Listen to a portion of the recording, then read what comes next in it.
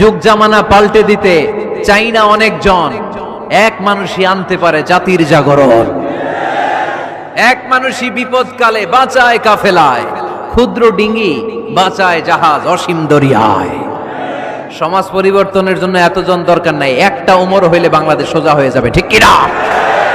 একজন ইমাম মাহাদি হলে গোটা বাংলাদেশটা ঠিক করে দিবে কে?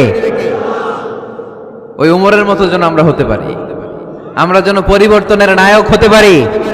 আল্লাহ তুমি তৌফিক দাও, আর জোরে আমিন। ওয়াল্লাযীনা হুম আনিল লাগবি মুরিদুন, অনর্থক আজে বাজে কাজে আমরা যাব, ভালো কাজ যেখানে আমরা যাব। তাহলে প্রথম গুণ কি ছিল?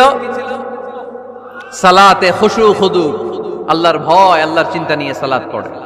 2 নম্বরে অনর্থক কাজে মুমিনরা যাবে।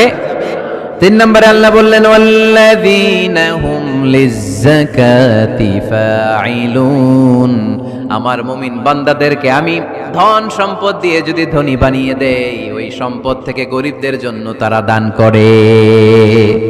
দে যাকাত, দে যাকাত, তোরা দে রে যাকাত, তোর দিল খুলবে পরে আগে খুলু খা। দে যাকাত, দে যাকাত, তোরা দে রে যাকাত, ঠিক কি না? ওয়া ফি আমওয়ালিহিম হাক্কুন লিসাইলি ওয়াল মাহরুম, তোমার সম্পদে গরিব দুঃখীর অধিকার আছে।